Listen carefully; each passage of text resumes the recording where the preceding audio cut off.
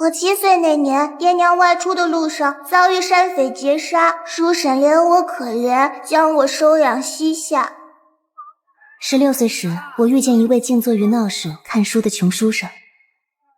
公子为何要在这喧闹之地读书啊？读书之处不在幽静与否，而在心境。闹市虽喧嚣，却能磨练心性，让在下专注学位，不为外界所扰。尘世喧嚣烦扰，唯独他闪闪发光，我对他很有好感。此后每日我都在闹市寻他，受他影响，我竟也能在喧闹嘈杂之中看书。我与他从点头之交到谈天说地，从相知到相爱。姨娘，怎么了？可能是今日风大，有些着凉了。阿姨，我就先回去了。我呀，素来体弱，叔婶这些年给我找了很多大夫调理，始终不见起色。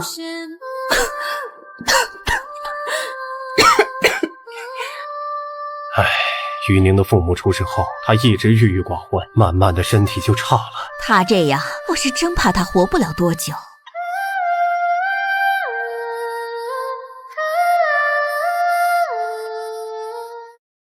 这些年，我们给怡宁找了许多大夫看过，都说若是有太初玉莲，或许能治好他的病。太初玉莲这种罕贵的东西，我们打听许久，才知皇宫里有一株。我一定会治好怡宁。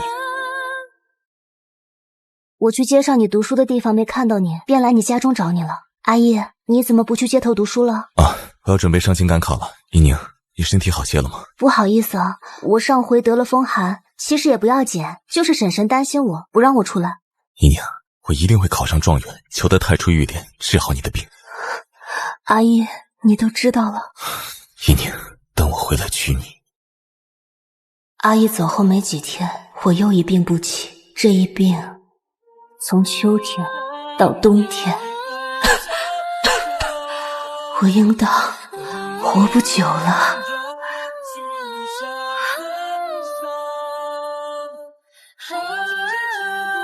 我崔怡宁于建安17年冬末病逝。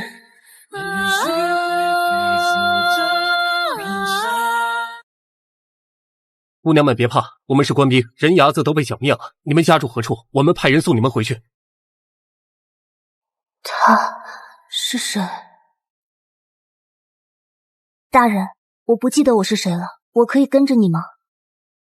宋氏玉佩。好啊。大人，她确为瑞王之女宋婵生，只是她生来失少，如今瞧这模样，估计已然恢复神智。既然她送上门来，就休怪我无情。大人，天气热了，我给您做了些酸梅汤。虽然我失忆了，但做出来的酸梅汤味道还不错哎。有味道。大人不喜欢这个味道吗？味道不错。大人可查出我出身何家，因何被人牙子拐走？京都50里外的一员外郎家中嫡女，被继母故意丢失，卖给了人牙子。你若不想回去，不如就留在我府上。那就多谢大人了。魏大人看着冷冰冰的，让人给我送来的这些衣裳倒是十分好看，又合身得很。把这贱蹄子拿下！别以为你得了官人几分清眼，就能登堂入室。夫人是不是误会了？我只是暂时借住。他这些年心里一直住着那个死人，对任何女子都不假颜色，唯独你居然让他留在府里，还亲自给你安排了衣裳首饰。我现在就离开。你该死！剪了他的头发，划划他的脸，扒了他的指甲。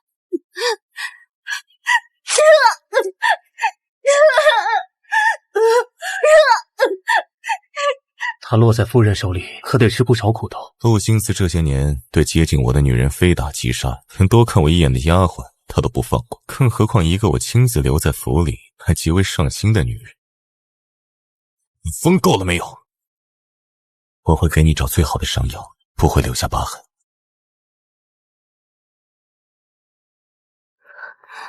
魏大人。你那时候失忆了，为何选择要跟本官走？不怕本官也是坏人吗？不知道为什么，觉得魏大人很熟悉，觉得很安全可靠。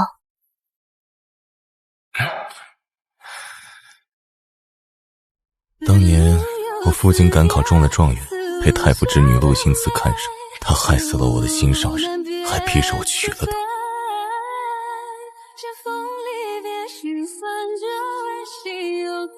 魏大人，你查到我叫什么名字了吗？一年，宋一年。多谢魏大人收留，我该走了。回你那个家，你不怕被你继母又卖掉？我不回去，我想过了，我酸梅汤煮得好，做菜也行，我可以去摆摊做生意，养活自己。阿姨，好吃吗？好吃，怡宁做的菜天下第一好吃。那到时候阿姨去京城赶考，我就去京城开个酒楼。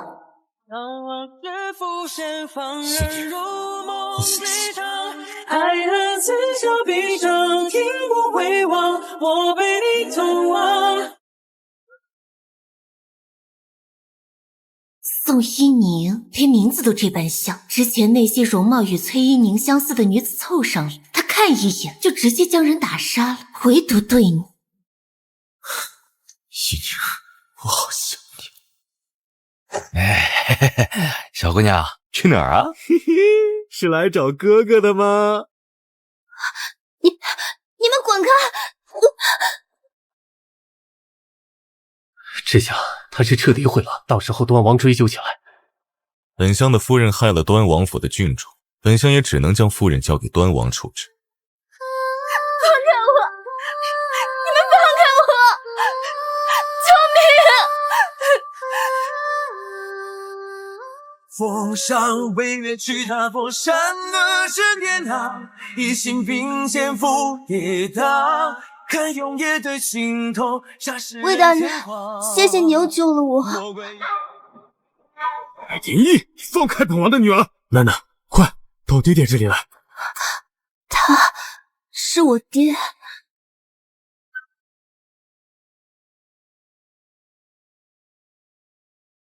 魏相，本王能带回自己的女儿吗？还是说魏相要在大庭广众之下伤害本王的女儿？本相不敢，其实还是本相多次救了郡主。然后我就莫名其妙的被带回了端王府。明明我觉得魏大人很亲近，为何他跟我说的都是骗我的？我的楠楠啊，脑子好了，变正常了，真好啊！我以前是傻子。楠楠不能这么说自己，你是天真纯善，不谙世事。今日我见你和魏大人针锋相对，你们是有什么过节吗？10年前，你误食毒药，命悬一线。宫中有一株太初玉莲，能救你的性命。我苦求皇兄，可皇兄却将太初玉莲赐给了魏廷义，所以我暗中派人抢走了太初玉莲。后来我才知道，他的心上人未能等到太初玉莲救命，香消玉殒了。所以是因为我，他的心上人才死了。楠楠，这些不怪你。你服用太初玉莲后，虽然活了，却也变得痴傻。况且太初玉莲本来就是咱们府里的东西，是被皇兄抢回宫里保管，他又凭何将咱们的东西赐给别人？况且你中的毒也是皇兄派人下的，魏廷义离开的时间和路线也是皇兄派人透露给我。虽然魏廷义也知晓这些，但是他对本王和你的恨意却从来不减。一年，这么多年来，我连为你报仇都做不到。宋禅圣，是他抢了你活着的机会。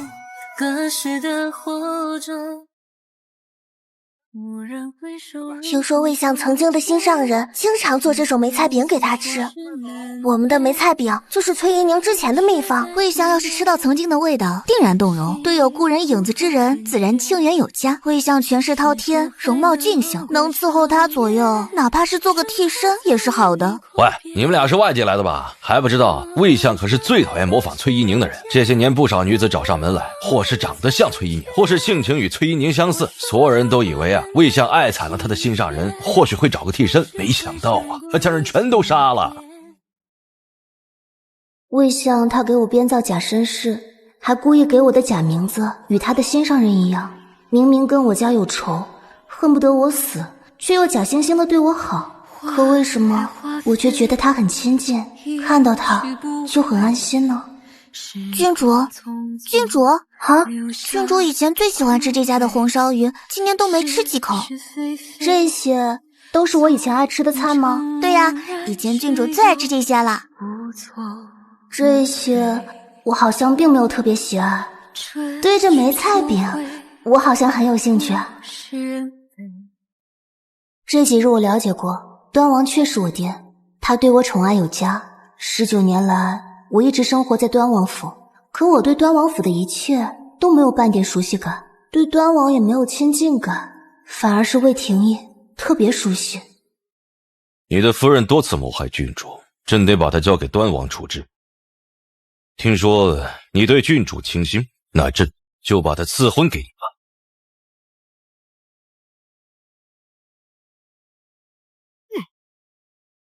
把我的楠楠赐婚给魏廷义，那不是把他往火坑里推吗？爹爹消消气，我愿意嫁给魏廷义。婵儿，魏廷义他一定会伤害你，嫁给他，你这辈子就毁了。爹爹，圣旨已下。爹爹，我会保护好自己，您别忘了，我可是郡主。魏廷义，他总不能对我又打又骂吧？唉，我的楠楠啊，命运多舛，没过几天好日子。一路风雪，任白发纷飞。一拜天地，再拜圣上，夫妻对拜。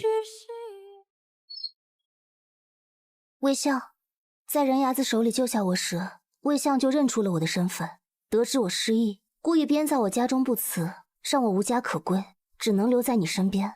而后又故意对我流露出有好感，让陆心慈对我下手。容我说，当初是故意这般想让陆心慈折磨你，而后见陆心慈找了地痞欺负你，还忍不住出手救你，你信吗？不信，你去找皇上赐婚，不就是想折磨我一辈子吗？因为我的缘故，让你的心上人没有活下来，我这辈子该还给他，所以我答应跟你成亲了。对，因为你抢走了怡宁活着的机会，你就该受折磨一辈子。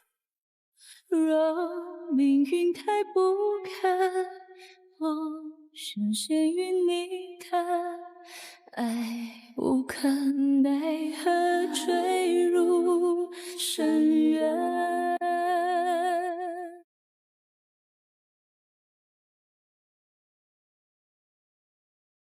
梦里好真实，可我以前是痴傻的，几乎没有出过王府，怎么会在街头看书呢？还有旁边的男子又是谁？读书之处，不在幽静里，而在心境。大事虽喧嚣，却能磨练心性，让在下专注学问，不为外界所扰。我是谁？我是端王府郡主宋蝉生。不，我不是宋蝉生。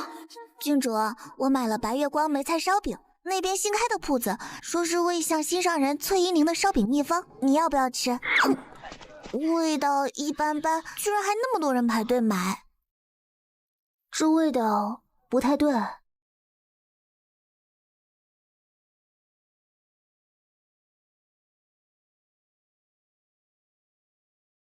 这个味道才对。哇，郡主做的梅菜烧饼真好吃。本相与你互不相干，为何你还要处处学他？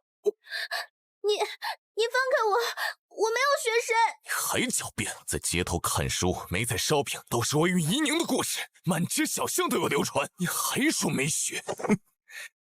莫不是郡主针对本相情根深重，不惜学习怡宁一举一动，当他的替身？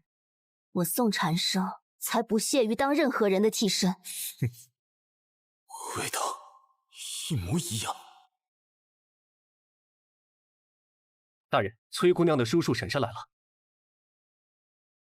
听说魏大人又成亲了，我们一家特意赶来恭贺。怡宁过世10年了，魏大人也该忘掉她，进入新的生活。怡宁若是泉下有知，也会为你高兴。这世上无一人能替代怡宁，更何况他还是害死怡宁的人。是新夫人害死了怡宁。当初大人得了太初玉莲赶回去的路上，遭到端王的人拦截，抢走了太初玉莲，最后太初玉莲被郡主服用了。我可怜的怡宁啊，老天爷怎么就一点都不心疼她呀？当初要是能有太初玉莲，她现在就是首府夫人，有人疼，有人爱，不至于一个人冷冰冰的埋在地下。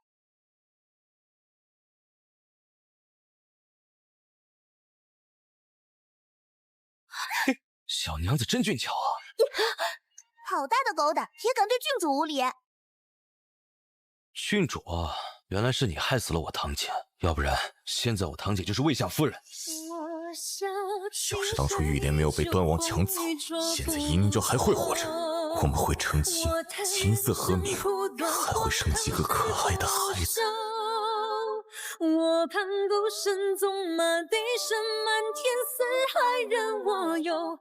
魏大人，今朝只是为怡宁说了几句公道话，就被新夫人打成了这样子，您可要为我们做主啊！把郡主请过来，他们是怡宁的家人，谁若欺负他们，便是对我不敬。为何我对这妇人也觉得熟悉？他昨夜欲对我不轨，魏大人不处置这登徒子，却怪罪我打了他。是不是崔怡宁的家人做了任何坏事，你都会毫无理由的包庇他们？你不配提怡宁的名字。是你害死了怡宁，是你害死了他，你还我怡宁！对不住。已经10年了，顾廷义真会念着怡宁一辈子。万一他对这个郡主动了心，那我们岂不是成外人了？娘，你就别多操心了。魏廷义要是真能变心，早就变心了。还是要防患于未然呢。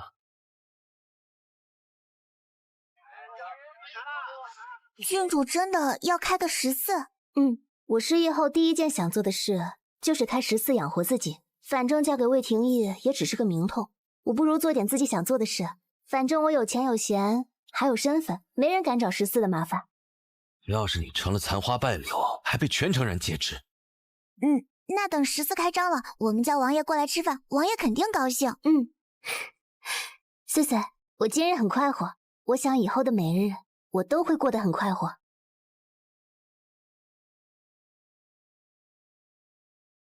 宋产生出去了还没回来，大人是担心他。皇上明知道我与端王水火不容，却还将宋产生赐婚于我。宋产生但凡出任何事，端王必定会与我斗个不死不休。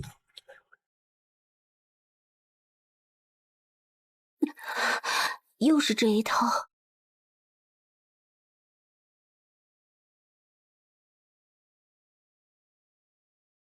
还能站起来自己走吗？又是你安排的。背后指使的人是谁？我们不知道，有人给我们钱，让我们把他玷污，然后再把他一尘不整的扔到大街上。上回那些地痞，魏廷义查出来是崔金照安排的，他倒是没有特别护着，直接将崔金照扔进了大牢，而我没管这些，把心思都放在了我的14上。这一桌子的菜，全是我宝贝女儿做的。对，全是郡主做的。王爷您也没想到吧？郡主居然这么厉害。爹爹，婵儿做的菜合您的口味吗？哎呀，太合了！婵儿啊，你怎么突然就会做菜了？我醒来就会了呀。来，楠楠，这是你以前最爱吃的。爹爹，我现在好像不喜欢吃以前喜欢吃的那些东西了。没事没事，楠楠变聪明了，当然就不喜欢以前的东西了。只要楠楠还是爹爹的楠楠就好。明明是很疼我的阿爹，可我如今还是没有那种与生俱来的亲近感。我好像可能真的不是他的女儿。楠楠当然是爹爹的楠楠啊！不管我以前是谁，以后我只是宋产生，阿爹的女儿。民妇有冤情，求青天大老爷开眼，请令崔家接魏首府之事，害死我的女儿。崔金照强抢民女，逼死林巧儿，人证物证确凿，本府判你收押，秋后问斩。金照是怡宁唯一的堂弟呀，那时候他们姐弟俩的感情多好啊！魏大人，求求您了，金照只是一时犯了糊涂，罪不至死啊！怡宁，你是不是也希望我能救你的亲人？杀人偿命，林大娘从金陵告到京都来，不就是为了她死去的女儿讨个公道吗？再说，崔金照真的只犯了这一回罪吗？郡主娘娘，怡宁已经死了，求你不要再逼死金照了。你怎么能说是我要逼死他？明明是他犯了事。阿义，你父母双亡，我也父母双亡，以后我的叔叔婶婶也是你的家人。怡宁的堂弟自然也是本相的堂弟，我会救他。你不明是非，亏你还是当朝首辅。最近我越发觉他身上有伊宁的影子，伊宁也是这样正义凛然的人。好吃14，到时候我开的铺子就叫好吃14，怎么样？简单直接，一看就好吃。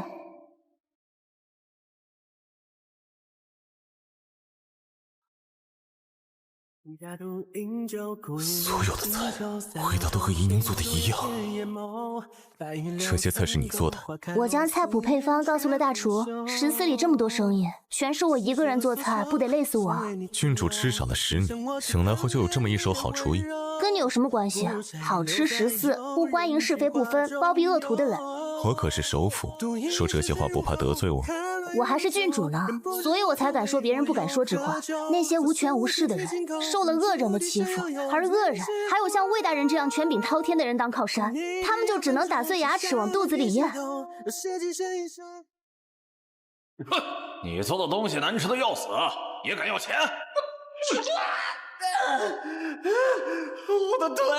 我的腿断了！哼，只打断你的腿，算便宜你！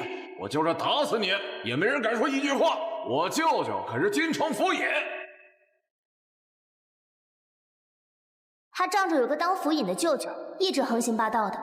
阿叶，以后你当官了，一定要替那些无权无势的百姓做主，把那些有靠山的恶人全都抓起来。哼，都听伊宁的。也期望我成为屠杀恶龙的勇士，而我现在却成了恶龙的保护司。伊宁，你会恨我违背初衷。金陵传来消息，崔金兆这些年确实干了不少强抢民女的事，因为大人的原因，当地官府对崔家一直有所包庇。这回他是打死了人，事情闹大兜不住了，才一家子跑来京都，把崔金兆所有罪证交给京都府尹。人犯崔金兆，金陵人士，强抢民女为妾，害死女子林巧儿、杜小娟，丫鬟如儿，证据确凿，判斩首，即刻执行。听说这个崔金兆有魏首府当靠山，没想到也被斩首了。救命！本来魏廷义要救金兆，就是被你害的，才害得我儿子惨死。我要你死！我要你死！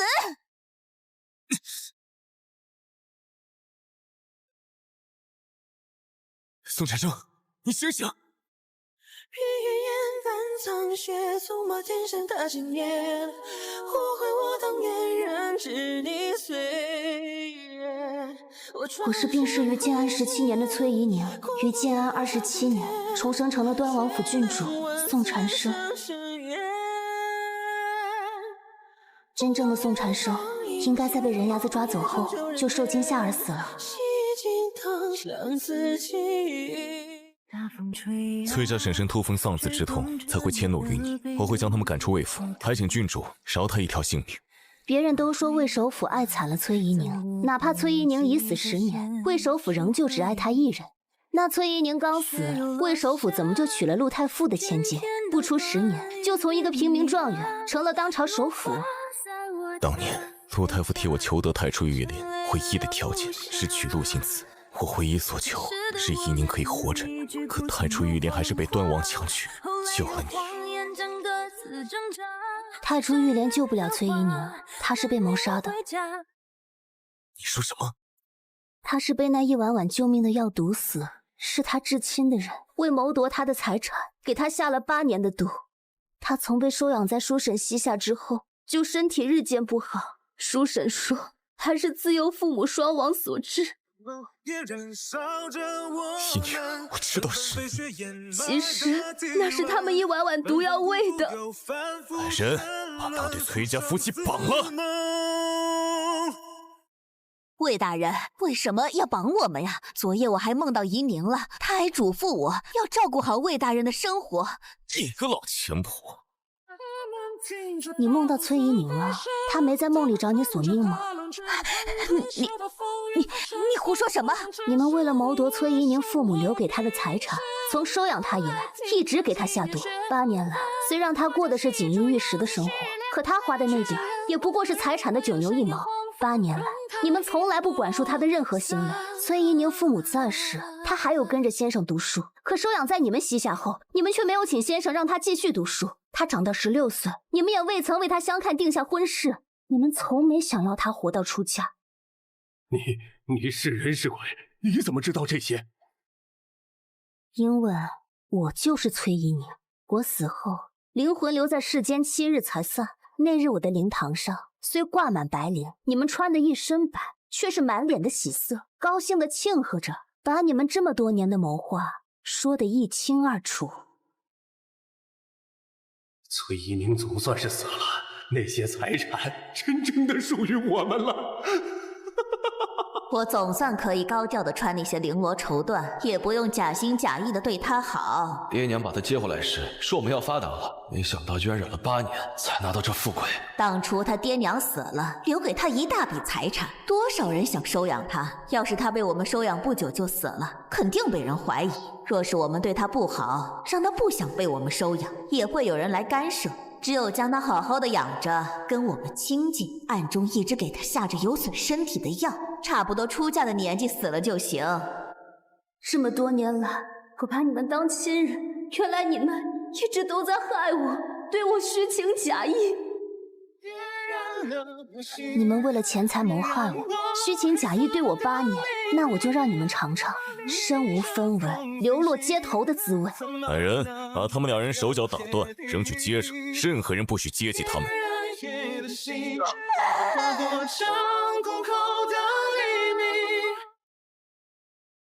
他敢对郡主落水，活该落得这下场。不管他们了，我们先回端王府。我的楠楠啊！王爷，郡主回来看您了。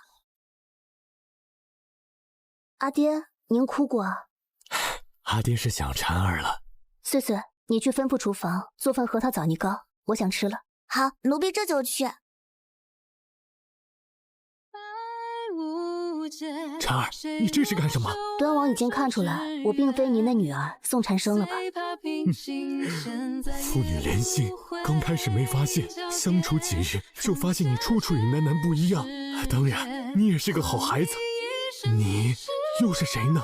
我是崔怡宁，死于建安17年的崔怡宁。死了10年，10年后在我楠楠的身体里活了过来，一颗太初玉莲，楠楠活了10年，10年后换你活着，也算公平。是魏廷义恨错了你们，太初玉莲救不了我的命，我是被养我长大的叔婶毒害而死。唉，既然你代替我的楠楠活着，那以后你就是我的女儿，你可愿意？阿爹，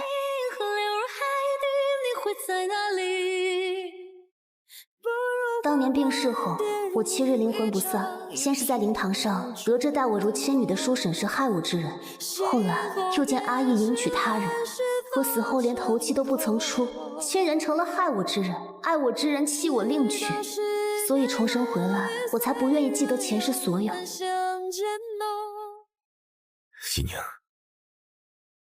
怡宁是不是嫌弃我年纪大？如今你是18岁的妙龄少女，而我都快30了。